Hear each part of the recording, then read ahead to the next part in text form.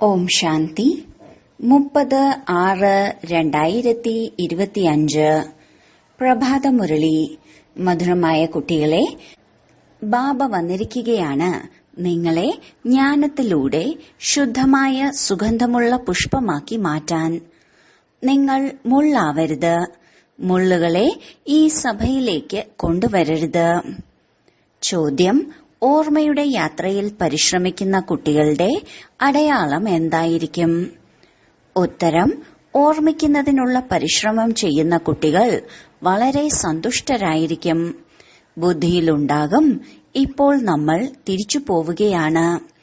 പിന്നീട് നമുക്ക് സുഗന്ധമുള്ള പുഷ്പങ്ങൾ നിറഞ്ഞ പൂന്തോട്ടത്തിലേക്ക് പോകണം. നിങ്ങൾ ഓർമ്മയുടെ യാത്രയിലൂടെ സുഗന്ധമുള്ള പുഷ്പമായി മാറുന്നു, പിന്നെ മറ്റുള്ളവരെയും ആക്കി മാറ്റുന്നു. ഓം ശാന്തി. പൂന്തോട്ടത്തിന്റെ ഉടമസ്ഥനും ഇരിക്കുന്നുണ്ട്, തോട്ടക്കാരനുമുണ്ട്, പൂക്കളുമുണ്ട്. ഇത് പുതിയ കാര്യമല്ലേ? പുതിയവരാരെങ്കിലും ഇത് കേട്ടാൽ ഇവരെന്താണീ പറയുന്നത് എന്ന് പറയും. പൂന്തോട്ടക്കാരൻ, പൂക്കൾ, ഇതെല്ലാം എന്താണ്? ഇങ്ങനെയുള്ള കാര്യങ്ങൾ ശാസ്ത്രങ്ങളിൽ ഒരിക്കലും കേട്ടിട്ടില്ല.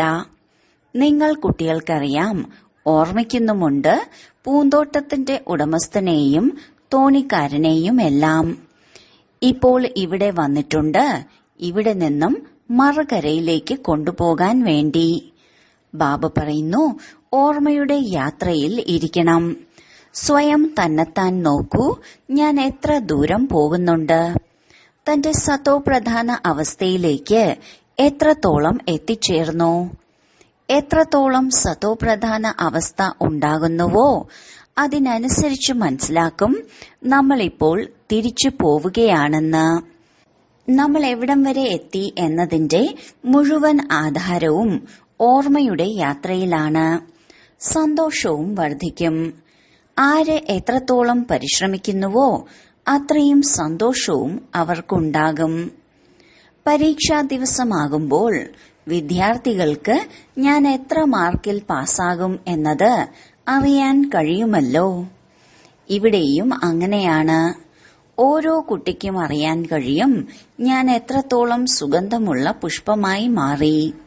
സുഗന്ധമുള്ള പുഷ്പമാക്കി മറ്റുള്ളവരെ എത്രത്തോളം മാറ്റുന്നുണ്ട്. ഇത് മുള്ളുകളുടെ കാടാണ് എന്നാണ് പാടുന്നത്. അതാണ് പൂക്കളുടെ പൂന്തോട്ടം. മുസ്ലിങ്ങളും പറയാറുണ്ട് അല്ലാഹുവിന്റെ പൂന്തോട്ടമെന്ന്. മനസ്സിലാക്കുന്നു, അവിടെ ഒരു പൂന്തോട്ടമുണ്ട്. ആരവിടേക്ക് പോകുന്നുവോ അവർക്ക് അല്ലാഹു പുഷ്പം നൽകും. മനസ്സിൽ എന്ത് ആഗ്രഹമുണ്ടോ അത് പൂർത്തിയാകും. പക്ഷെ ആരെങ്കിലും പുഷ്പം ഇറുത്തു നൽകും? അങ്ങനെയൊന്നുമല്ല. ആരുടെ ബുദ്ധിയിൽ എങ്ങനെയുണ്ടോ അതുപോലെ സാക്ഷാത്കാരം ഉണ്ടാകുന്നു. ഇവിടെ സാക്ഷാത്കാരത്തിന്റെ ആധാരത്തിൽ ഒന്നുമില്ല. ഭക്തി മാർഗത്തിലാണെങ്കിൽ സാക്ഷാത്കാരത്തിനായി കഴുത്തുപോലും അറുക്കുന്നു. മീരയ്ക്ക് സാക്ഷാത്കാരം ലഭിച്ചു. അവരോട് എത്ര ബഹുമാനമാണ്. അത് ഭക്തി മാർഗമാണ്. ഭക്തിയിൽ പകുതി കൽപ്പം പൂർത്തിയാക്കുക തന്നെ വേണം. ജ്ഞാനമേ ഇല്ല. വേദങ്ങൾക്കും വളരെയധികം അംഗീകാരമുണ്ട്. വേദം നമ്മുടെ പ്രാണനാണ് എന്ന് പറയുന്നു.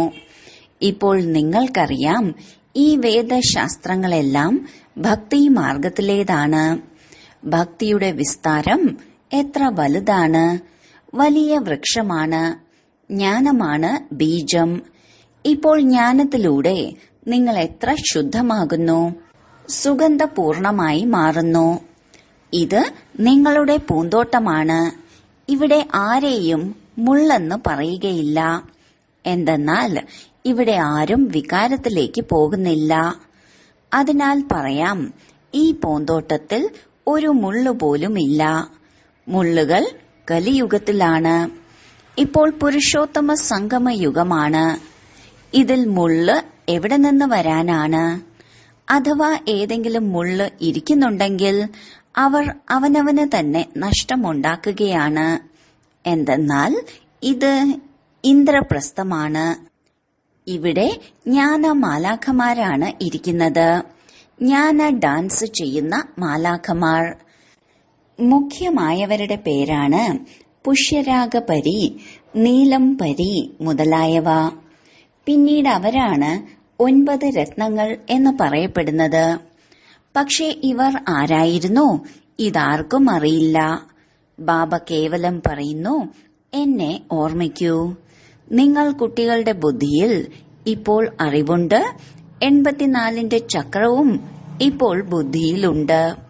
ശാസ്ത്രങ്ങളിലാണെങ്കിൽ 84 ലക്ഷം എന്നാണ് പറഞ്ഞിരിക്കുന്നത്.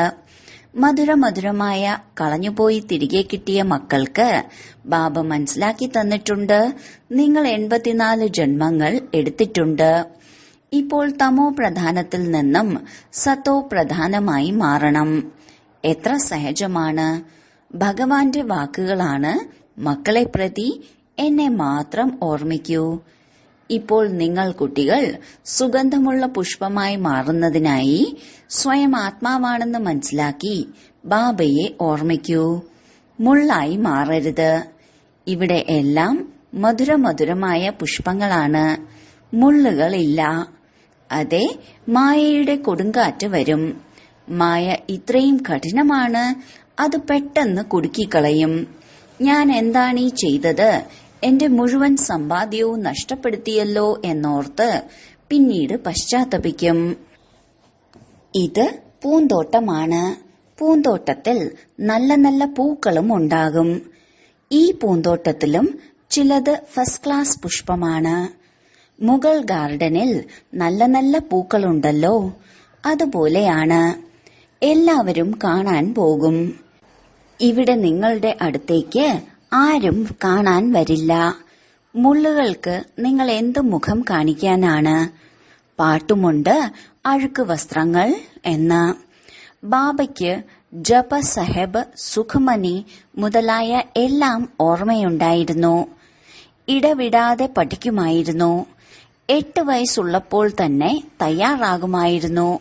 താമസം പോലും ക്ഷേത്രത്തിലായിരുന്നു. ക്ഷേത്രത്തിന്റെ മുഴുവൻ ചുമതലയും തനിക്കായിരുന്നു.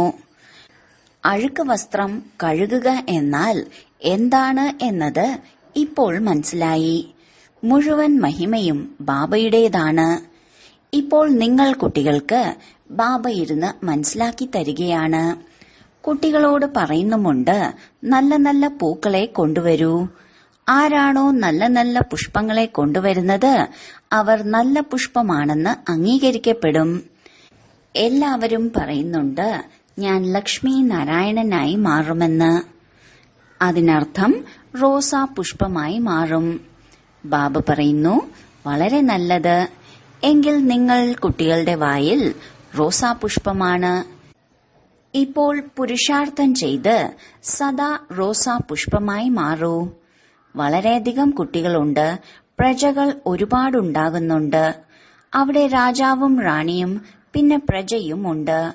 സത്യയുഗത്തിൽ മന്ത്രി ഉണ്ടാകില്ല. എന്തെന്നാൽ രാജാവിൽ മുഴുവൻ ശക്തിയും ഉണ്ടാകും. മന്ത്രിയുടെ ഉപദേശം തേടേണ്ട ആവശ്യമുണ്ടാകില്ല. ഇല്ലെങ്കിൽ പിന്നെ ഉപദേശം നൽകുന്നവർ വലിയവരായി പോകും. അവിടെ ഭഗവാൻ ഭഗവതിക്ക് ഉപദേശത്തിന്റെ ആവശ്യമില്ല. പതീതമാകുമ്പോഴാണ് മന്ത്രിയുടെ ആവശ്യം വരുന്നത്. ഭാരതത്തിന്റെ തന്നെ കാര്യമാണ്. രാജാക്കന്മാർ രാജാക്കന്മാരുടെ മുന്നിൽ തന്നെ തലകുനിക്കുന്ന മറ്റൊരു ഖണ്ഡവുമില്ല. ഇവിടെയാണ് കാണിക്കുന്നത് ജ്ഞാനമാർഗത്തിൽ പൂജ്യൻ, അജ്ഞാനമാർഗത്തിൽ പൂജാരി. അവർ ഇരട്ട കിരീടധാരികൾ, ഇവർ ഒറ്റ കിരീടധാരികൾ. ഭാരതത്തെ പോലെ പവിത്രമായ മറ്റൊരു ഖണ്ഡവുമില്ല. സ്വർഗമായിരുന്നു, പാരഡൈസ് ആയിരുന്നു. നിങ്ങൾ അതിനുവേണ്ടി തന്നെയാണ് പഠിക്കുന്നത്. ഇപ്പോൾ നിങ്ങൾ പൂവായി മാറണം. പൂന്തോട്ടത്തിന്റെ ഉടമസ്ഥൻ വന്നിരിക്കുകയാണ്. പൂന്തോട്ടക്കാരനുമുണ്ട്. പൂന്തോട്ടം സൂക്ഷിപ്പുകാർ നമ്പർ വൈസാണ്. കുട്ടികളും മനസ്സിലാക്കുന്നുണ്ട്, ഇത് പൂന്തോട്ടമാണ്. ഇതിൽ മുള്ളുകളില്ല. മുള്ളുകൾ ദുഃഖമാണ് നൽകുക. ബാബ ആർക്കും ദുഃഖം നൽകുന്നില്ല. ബാബ ദുഃഖഹർത്താവും സുഖകർത്താവുമാണ്. എത്ര മധുരമായ ബാബയാണ്. നിങ്ങൾ കുട്ടികൾക്ക് ബാബയോട് സ്നേഹമുണ്ട്. ബാബയും കുട്ടികളെ സ്നേഹിക്കുന്നുണ്ടല്ലോ. ഇത് പഠിപ്പാണ്. ബാബ പറയുന്നു, ഞാൻ നിങ്ങളെ പ്രാക്ടിക്കലായി പഠിപ്പിക്കുകയാണ്. ഇവരും പഠിക്കുന്നുണ്ട്. പഠിച്ച് പിന്നീട് പഠിപ്പിച്ചാൽ മുള്ളിൽ നിന്ന് പിന്നെയും പൂവാകും. ഭാരതം മഹാദാനിയാണ് എന്നാണ് പാടിയിട്ടുള്ളത്. എന്തുകൊണ്ടെന്നാൽ നിങ്ങൾ കുട്ടികൾ മഹാദാനിയായി മാറുന്നു. നിങ്ങൾ അവിനാശിയായ ജ്ഞാനരത്നങ്ങളുടെ ദാനം നൽകുന്നു. ബാബ മനസ്സിലാക്കി തന്നിട്ടുണ്ട്, ആത്മാവ് തന്നെയാണ് രൂപ് ബസന്ത്, അതായത് ജ്ഞാനയോഗത്താൽ നിറഞ്ഞവർ.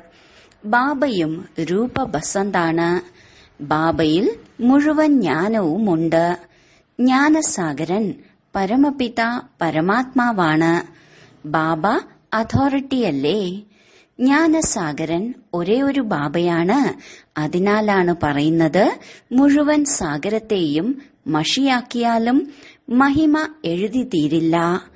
പിന്നെ ഒരു സെക്കൻഡിൽ ജീവൻ മുക്തി എന്നും പാടിയിട്ടുണ്ട്. നിങ്ങളുടെ പക്കൽ ഒരു ശാസ്ത്രവുമില്ല. അവിടെ ഏതെങ്കിലും പണ്ഡിതന്റെ അടുത്തേക്ക് പോയാൽ ഈ പണ്ഡിതൻ വളരെയധികം പഠിച്ച അതോറിറ്റിയാണ് എന്നാണ് കരുതുന്നത്. ഇവരെല്ലാ വേദശാസ്ത്രങ്ങളും പഠിച്ചിട്ടുണ്ട്.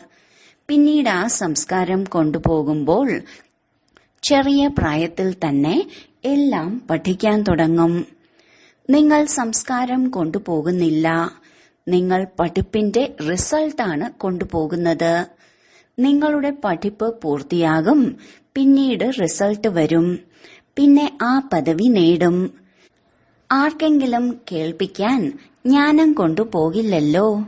ഇവിടെയാണെങ്കിൽ ഇത് പഠിപ്പാണ്. ഇതിന്റെ പ്രാലബ്ധം പുതിയ ലോകത്താണ് ലഭിക്കുക. നിങ്ങൾ കുട്ടികൾക്ക് ബാബ മനസ്സിലാക്കി തന്നു, മായയും കുറഞ്ഞ ശക്തിയുള്ള ആളല്ല. മായയുടെ ശക്തി ദുർഗതിയിലേക്ക് കൊണ്ടുപോകുന്നതാണ്. പക്ഷെ അതിന്റെ മഹിമ ഒരിക്കലും ചെയ്യില്ല. മായ ദുഃഖം നൽകുന്നതിലാണ് ശക്തിവാൻ. ബാബയാണെങ്കിൽ സുഖം നൽകുന്നതിലാണ് ശക്തിവാൻ. അതിനാലാണ് ബാബയ്ക്ക് മഹിമയുള്ളത്. ഇതും ഡ്രാമയിലുള്ളതാണ്. നിങ്ങൾ സുഖം നേടുന്നു, അതിനാൽ ദുഃഖവും നേടുന്നു. ജയവും പരാജയവും ആരുടേതാണ് എന്നത് അറിഞ്ഞിരിക്കണമല്ലോ. ബാബയും ഭാരതത്തിലാണ് വരുന്നത്. ജയന്തിയും ഭാരതത്തിലാണ് ആഘോഷിക്കുന്നത്. ഇത് ആർക്കും അറിയില്ല. അതായത് ശിവബാബ എപ്പോഴാണ് വരുന്നത്, വന്ന് എന്താണ് ചെയ്തത്. പേരും അടയാളവും പോലും ഇല്ലാതാക്കി.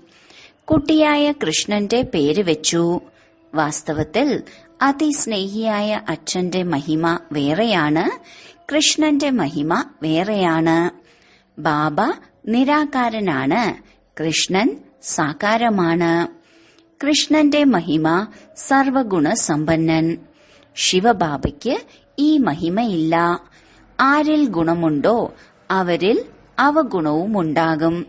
അതിനാൽ ബാബയ്ക്ക് ഈ മഹിമ പാടില്ല. ബാബയെ അകാലമൂർത്തി എന്നാണ് പറയുക. നമ്മളും അകാലമൂർത്തികളാണ്. ആത്മാവിനെ കാലന് വിഴുങ്ങാൻ കഴിയില്ല. ഇവിടെയാണ് അകാലമൂർത്തിയെ വിളിക്കുന്നത്. സത്യയുഗത്തിൽ വിളിക്കില്ല. എന്തുകൊണ്ടെന്നാൽ അവിടെ സുഖം തന്നെ സുഖമാണ്. അതിനാലാണ് പാടുന്നത്, ദുഃഖത്തിൽ എല്ലാവരും ഓർമ്മിക്കും, സുഖത്തിൽ ആരും ഓർമ്മിക്കില്ല. ഇപ്പോൾ രാവണ രാജ്യത്തിൽ എത്ര ദുഃഖമാണ്. ബാബയാണെങ്കിൽ സ്വർഗത്തിന്റെ അധികാരിയാക്കിയാണ് മാറ്റുന്നത്. പിന്നെ പകുതി കൽപ്പത്തിലേക്ക് അവിടെ ആരും വിളിക്കില്ല. എങ്ങനെയാണോ ലൗകിക പിതാവ് കുട്ടിയെ അലങ്കരിച്ച് സമ്പത്ത് നൽകി സ്വയം വാനപ്രസ്ഥ അവസ്ഥയിലേക്ക് പോകുന്നത്, എല്ലാം കുട്ടികൾക്ക് നൽകിയിട്ട് പറയും, ഇനി ഞങ്ങൾ സത്സംഗത്തിലേക്ക് പോവുകയാണ്. എന്തെങ്കിലും കഴിക്കാനായി അയച്ചു തന്നുകൊണ്ടിരിക്കണം. ഈ ബാബ അങ്ങനെ പറയില്ലല്ലോ. ബാബ പറയുന്നു, മധുരമധുരമായ മക്കളെ, ഞാൻ നിങ്ങൾക്ക് വിശ്വത്തിന്റെ ചക്രവർത്തി പദവി നൽകിയിട്ട് വാനപ്രസ്ഥത്തിലേക്ക് പോകും. കഴിക്കാനുള്ളത് അയച്ചു തരണം എന്ന് ഞാൻ പറയുമോ? ലൗകിക കുട്ടികളുടെ കടമയാണ് അച്ഛനെ സംരക്ഷിക്കുക എന്നത്. ഇല്ലെങ്കിൽ എങ്ങനെ കഴിക്കും? ഈ ബാബ പറയുന്നു, ഞാൻ നിഷ്കാമ സേവാധാരിയാണ്. മനുഷ്യരാരെങ്കിലും നിഷ്കാമമാവുക എന്നത് അസാധ്യമാണ്. വിശന്ന് മരിക്കും. ഞാൻ വിശന്ന് മരിക്കില്ല. ഞാൻ അഭോക്താവാണ്. നിങ്ങൾ കുട്ടികൾക്ക് വിശ്വത്തിന്റെ ചക്രവർത്തി പദം നൽകിയിട്ട് ഞാൻ ചെന്ന് വിശ്രമിക്കും. പിന്നീട് എന്റെ പാർട്ട് അവസാനിക്കും. പിന്നീട് ഭക്തിമാർഗത്തിലാണ് ആരംഭിക്കുന്നത്. ഈ അനാദിയായ ഡ്രാമ ഉണ്ടാക്കപ്പെട്ടതാണ്. ബാബ ഇരുന്ന് രഹസ്യങ്ങൾ മനസ്സിലാക്കി തരികയാണ്. വാസ്തവത്തിൽ ഏറ്റവും കൂടുതൽ പാർട്ട് നിങ്ങൾക്കാണ്. അതിനാൽ പ്രതിഫലവും നിങ്ങൾക്കാണ് നൽകേണ്ടത്. ഞാൻ വിശ്രമിക്കുന്നു. അതിനാൽ നിങ്ങൾ ബ്രഹ്മാണ്ടത്തിന്റെയും അധികാരിയാണ്, വിശ്വത്തിന്റെയും അധികാരിയായി മാറുന്നു. നിങ്ങളുടെ പേരാണ് പ്രശസ്തമാകുന്നത്. ഈ ഡ്രാമയുടെ രഹസ്യവും നിങ്ങൾക്കറിയാം. നിങ്ങൾ ജ്ഞാനപുഷ്പങ്ങളാണ്. ലോകത്തിൽ ഒരാൾ പോലുമില്ല. രാവും പകലും തമ്മിലുള്ള വ്യത്യാസമുണ്ട്. അവർ രാത്രിയിലാണ്, നിങ്ങൾ പകലിലേക്ക് പോകുന്നു. ഇന്ന് കാലത്ത് വനോത്സവം ആഘോഷിക്കാറുണ്ട്. ഇപ്പോൾ ഭഗവാൻ മനുഷ്യരുടെ വനോത്സവം ആഘോഷിക്കുകയാണ്. നോക്കൂ, ബാബ എന്ത് അത്ഭുതമാണ് ചെയ്യുന്നത്. മനുഷ്യരെ ദേവത, യാചകനെ രാജാവാക്കി മാറ്റുന്നു. ഇപ്പോൾ പരിധിയില്ലാത്ത ബാബയുമായി കച്ചവടം ചെയ്യാൻ വന്നിരിക്കുകയാണ് നിങ്ങൾ. പറയുന്നു, ബാബ, ഞങ്ങളെ യാചകനിൽ നിന്ന് രാജാവാക്കി മാറ്റൂ.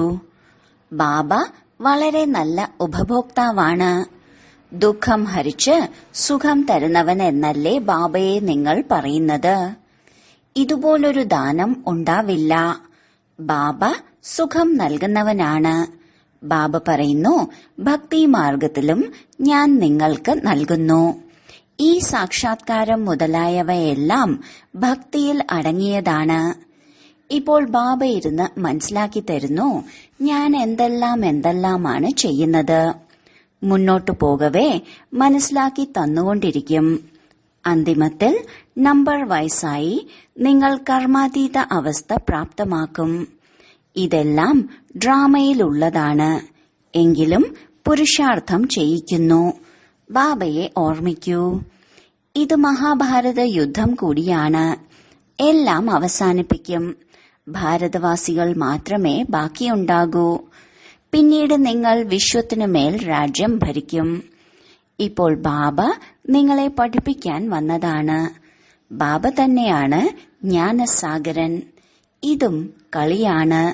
ഇതിൽ സംശയിക്കേണ്ട കാര്യമില്ല. മായ കൊടുങ്കാറ്റുകൾ കൊണ്ടുവരും. ബാബ മനസ്സിലാക്കി തരുന്നു, ഇതിൽ ഭയക്കരുത്. വളരെ മോശമായ സങ്കല്പങ്ങൾ വരും. അതും ബാബയുടെ മടിയിൽ ഇരുന്ന ശേഷം. ബാബയുടെ മടിയിൽ വരാത്തപ്പോൾ പോലും മായ ഇത്രയും യുദ്ധം ചെയ്യില്ല. മടിയിൽ ഇരുന്നതിന് ശേഷമാണ് കൊടുങ്കാറ്റ് വരുന്നത്. അതിനാൽ മടിത്തട്ട് നഷ്ടപ്പെടാതെ നോക്കണം. ബലഹീനമാണെങ്കിൽ പിന്നെ പ്രജയിലേക്ക് പോകും. രാജ്യപദവി നേടുന്നതാണ് നല്ലത്. ഇല്ലെങ്കിൽ ദാസദാസി ആവേണ്ടതായി വരും. ഇത് സൂര്യവംശി ചന്ദ്രവംശി രാജധാനിയുടെ സ്ഥാപന നടന്നുകൊണ്ടിരിക്കുകയാണ്. ശരി, വളരെ കാലത്തെ വേർപാടിന് ശേഷം തിരികെ കിട്ടിയ മധുരമധുരമായ കുട്ടികൾക്ക് മാതാവും പിതാവുമായ ബാബ്ദാദയുടെ സ്നേഹസ്മരണകളും പുലർക്കാല വന്ദനവും. ആത്മീയ പിതാവിന്റെ ആത്മീയ കുട്ടികൾക്ക് നമസ്കാരം. ധാരണയ്ക്കുള്ള മുഖ്യസാരം: 1. രൂപബസന്തായി മാറി അവിനാശിയായ ജ്ഞാനരത്നങ്ങളുടെ ദാനം നൽകി മഹാദാനിയായി മാറണം. എന്ത് പഠിപ്പാണോ പഠിക്കുന്നത് അത് മറ്റുള്ളവരെ പഠിപ്പിക്കണം. 2. ഒരു കാര്യത്തിലും ആശയക്കുഴപ്പത്തിൽ വരികയോ ഭയപ്പെടുകയോ ചെയ്യരുത്. സ്വയം സംരക്ഷിക്കണം. ഞാൻ ഏത് പ്രകാരത്തിലുള്ള പുഷ്പമാണ്, എന്നിൽ ഒരു ദുർഗന്ധവും ഇല്ലല്ലോ എന്ന് സ്വയത്തോട് ചോദിക്കണം. വരദാനം: ദൃഢസങ്കല്പത്തിലൂടെ ദുർബലതകളാകുന്ന കലിയുഗി പർവ്വതത്തെ സമാപ്തമാക്കുന്ന സമർത്ഥി സ്വരൂപമായി ഭവിക്കട്ടെ. നിരാശരാകുക. ഏതെങ്കിലും സംസ്കാരം അഥവാ പരിതസ്ഥിതിക്ക് വശീഭൂതമാകുക. വ്യക്തി വൈഭവങ്ങളുടെ നേർക്ക് ആകർഷിതമാകുക. ഈ എല്ലാ ദുർബലതകളാകുന്ന കലിയുഗി പർവ്വതത്തെ ദൃഢസങ്കല്പത്തിന്റെ വിരൽ നൽകി സദാകാലത്തേക്ക് സമാപ്തമാക്കൂ. അതായത് വിജയിയാകൂ. വിജയം നമ്മുടെ കഴുത്തിലെ മാലയാണ്. സദാ ഈ സ്മൃതിയിലൂടെ സമർത്ഥി സ്വരൂപമാകൂ. ഇതാണ് സ്നേഹത്തിന്റെ പകരം. സാകാര ബാബ സ്ഥിതിയുടെ സ്തംഭമുണ്ടാക്കി കാണിച്ചതുപോലെ ഇങ്ങനെ ഫോളോ ഫാദർ ചെയ്ത് സർവ ഗുണങ്ങളുടെയും സ്തംഭമാകൂ. സ്ലോഗൻ: സാധനം സേവനങ്ങൾക്കുള്ളതാണ്, വിശ്രമപ്രിയരാകാൻ ഉള്ളതല്ല. അവ്യക്ത സൂചന: ആത്മീയ സ്ഥിതിയിൽ കഴിയുവാനുള്ള അഭ്യാസം ചെയ്യൂ. അന്തർമുഖി ആകൂ. ആറ്റം ബോംബ് ഒരു സ്ഥലത്ത് ഇടുന്നതിലൂടെ നാനാഭാഗത്തും അതിന്റെ അംശം വ്യാപിക്കുന്നു. അത് ആറ്റം ബോംബാണ്. ഇത് ആത്മീയ ബോംബാണ്. ഇതിന്റെ പ്രഭാവം അനേകം ആത്മാക്കളെ ആകർഷിതരാക്കും. സഹജമായി തന്നെ പ്രജകൾ വർദ്ധിക്കും. അതിനാൽ സംഘടിത രൂപത്തിൽ ആത്മീയ സ്വരൂപത്തിന്റെ അഭ്യാസം വർദ്ധിപ്പിക്കൂ. സ്മൃതി സ്വരൂപമാകൂ. എങ്കിൽ അന്തരീക്ഷം ശക്തിശാലിയായി മാറും. ഓം ശാന്തി.